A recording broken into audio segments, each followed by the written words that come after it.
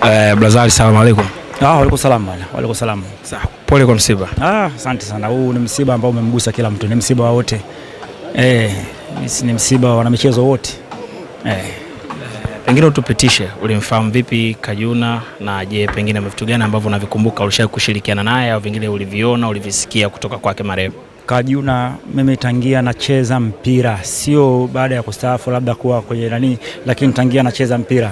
Kajuna ni miongoni mwa wadau wa mpira ambao tumekuwa tukishirikiana, na kama alivyo, unajua Kajuna ni mtu ambaye yani ni mdau ambaye amekuwa ana upendo wa mpira. Anapokuwa anapenda mpira, anapenda wachezaji wote. Ndio ni wa Simba, mwanachama wa Simba, kiongozi wa Simba, lakini mtu ambaye anapenda wana michezo wote. Mimi tangia miaka anacheza mpira tumekuwa tukishirikiana naye, na hata kuna baadhi ya vitu ambavyo nakumbuka miaka ile wakati wa wachezaji tulikuwa tunabadilishana mitazamo, yani tunabadilishana mawazo. Kwa hiyo ni kitu ambacho kwa kweli ni mdau ambaye kwa kweli umemgusa kila mwanamichezo. Ni kiongozi wa Simba, ni mwanachama wa Simba, lakini ni mdau wa wanamichezo wote, na hasa wanamichezo wa mpira wa miguu.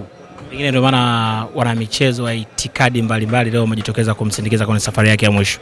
Nafikiri unaona hapa wote, unaona wadau walioko hapa, yani ndio hii inathibitisha kwamba umoja na ushirikiano ambao huwa unatokea kwenye mpira huwa hauangalii. Ndio watu wanajuaga sio watani wa jadi, lakini utani wa jadi ni utani uwanjani, lakini nje ya uwanja upendo na ushirikiano kwa kweli ni mkubwa sana. Unaona kabisa idadi ya watu, na watu wenyewe ukiangalia katoka wapi. Kuna watu ambao wamekuja, wengine hata nauli ya kurudi hana, lakini kaja kwa sababu ya passion ya jinsi ambavyo Kajuna amekuwa. Mimi pale nataka yani kwa kweli hata kipindi nicho uwanja wa Taifa pale, kuna baadhi ya vitu ambavyo yeye tulikuwa tunashirikiana naye, kwa kweli ni vitu ambavyo kwa kweli ataendelea kukumbukwa. Ni mtu ambaye kweli alikuwa anauhudumia mpira kwa mapenzi, ni mtu ambaye alikuwa anajitoa kwa ajili ya mpira. Shukrani sana.